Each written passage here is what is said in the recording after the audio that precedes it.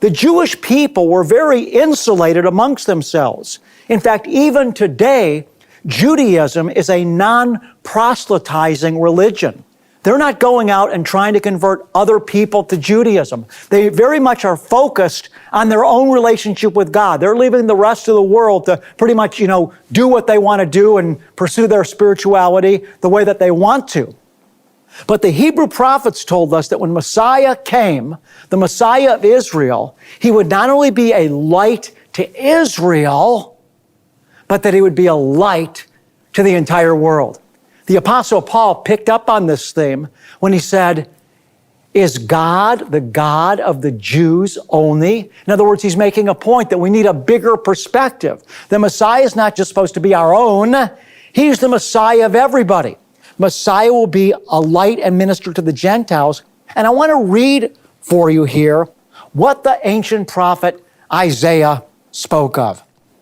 Isaiah chapter 60, verse 3 says this, speaking of Messiah, nations will come to your light and kings to the brightness of your rising. So what we're finding is that even though today, modern day Judaism does not see some of these mysteries that were hidden in the Hebrew scriptures, like this one, the Hebrew prophets foresaw. In other words, the Hebrew prophets foresaw the Messiah would be born from a virgin.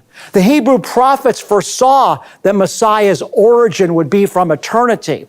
So the Hebrew prophets saw some of these things, but the wider world of Judaism did not have insight. And so that still remains today in many of the issues that we're addressing. For example, today, modern day Israel does not believe that when Messiah comes, he will actually be God clothed in humanity. They believe that it'll just be a man that will turn Jewish people back to the Torah. So let me continue here now and talk with you about how the Brit Hadashah, the New Testament, actually picks up on this theme, the Messiah would be a light to the Gentiles, and focuses on it.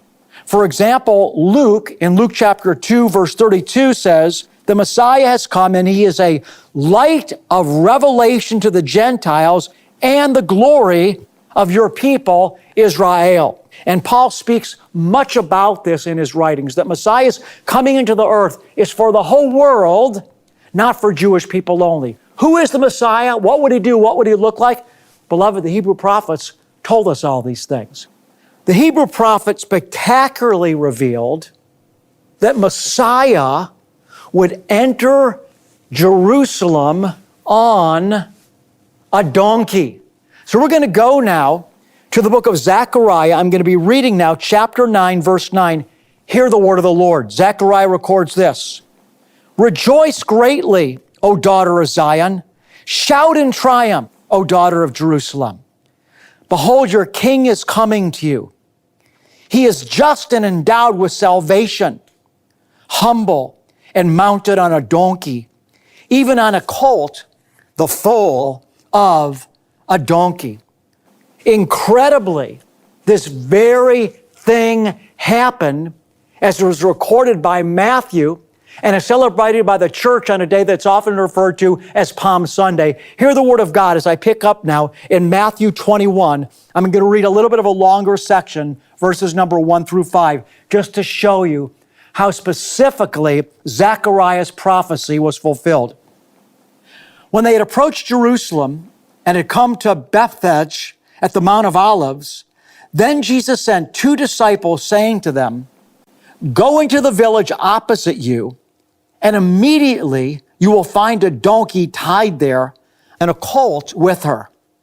Untie them and bring them to me.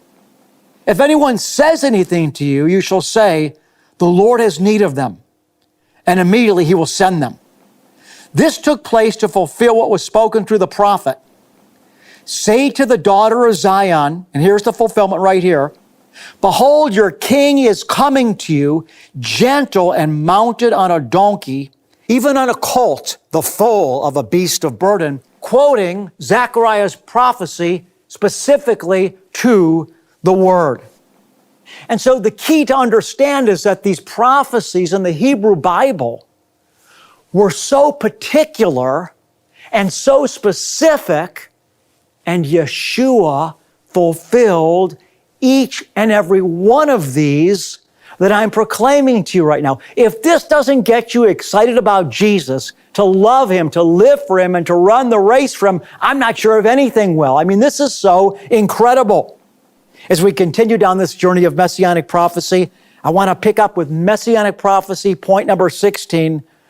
The Scriptures reveal to us in the Tanakh, the Hebrew Bible, the Messiah would be initially rejected by Israel.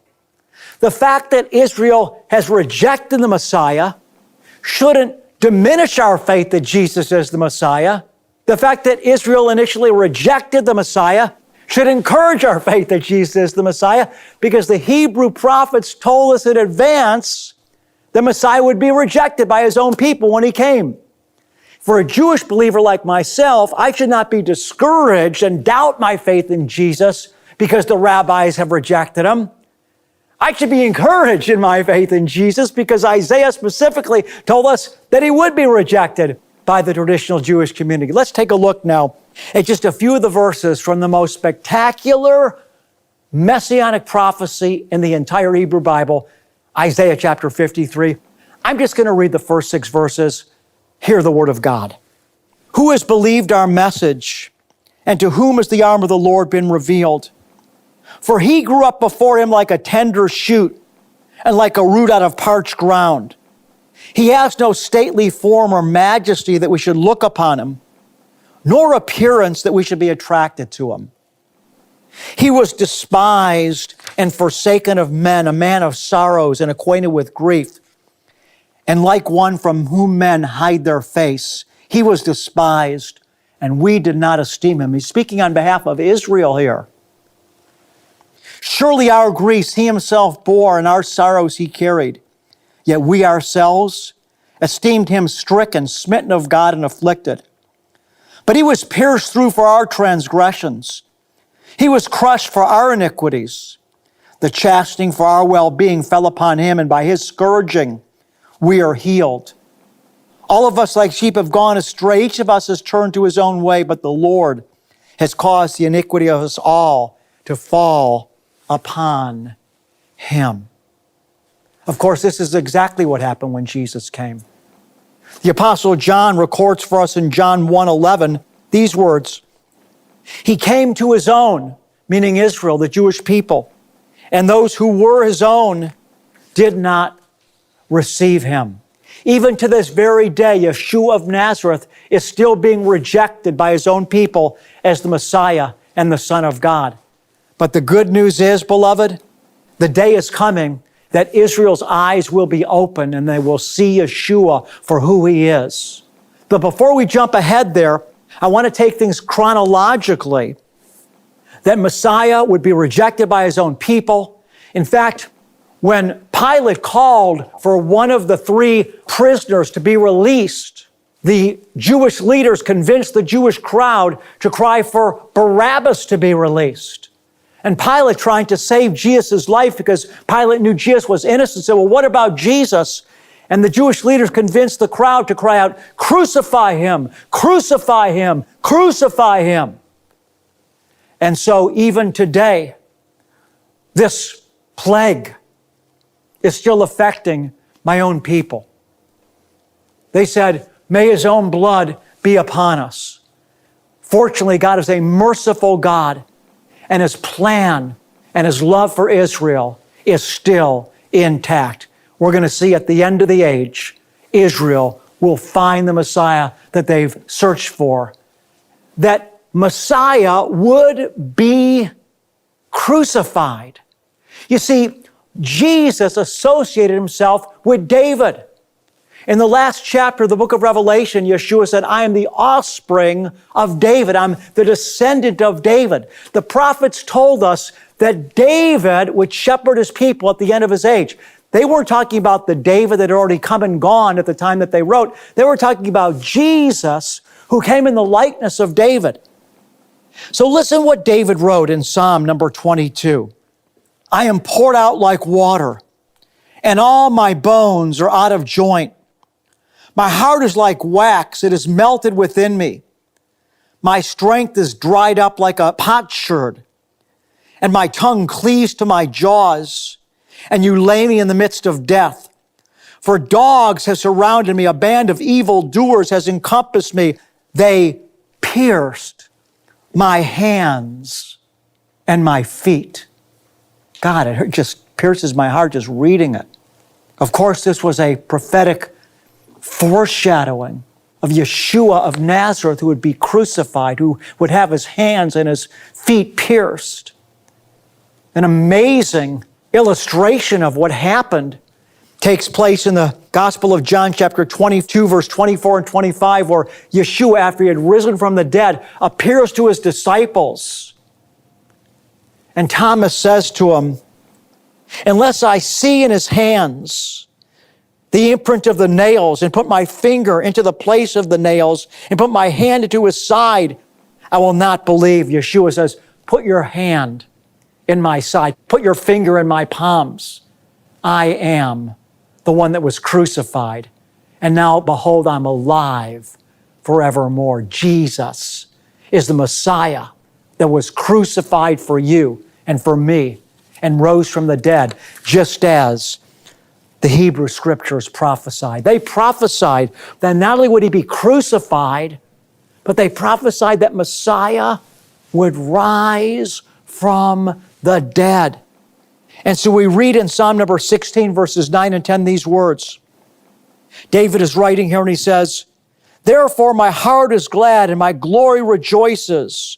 My flesh also will dwell securely, for you will not abandon my soul to Sheol, nor will you allow your Holy One to undergo decay. You will make known to me the path of life.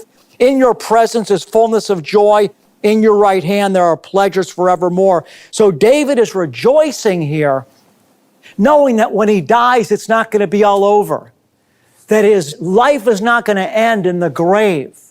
He saw that Messiah would rise from the dead, and he had understanding that because Messiah, his Lord, would rise from the dead, he would rise from the dead also. David foresaw that Messiah would be the first fruits of those that rise from the dead. This is all incredible, that the doctrine of the resurrection is not peculiar or particular to the New Testament. Beloved, it was already laid in the Hebrew Scriptures. In the book of Acts, chapter 2, verse 22, we read this. Men of Israel, Peter is speaking, listen to these words. Jesus the Nazarene, a man attested to you by God with miracles and wonders and signs which God performed through him in your midst, just as you yourself know. This man, delivered by the predetermined plan and foreknowledge of God, you nailed to a cross by the hands of godless men and put him to death. But God raised him up again, putting an end to the agony of death, since it was impossible for him to be held in death's power. This Jesus God raised up again, to which we are all witnesses. And as we get to the end of the prophecy in the Hebrew Scriptures concerning the Messiah's ministry, we find that Israel, who had first rejected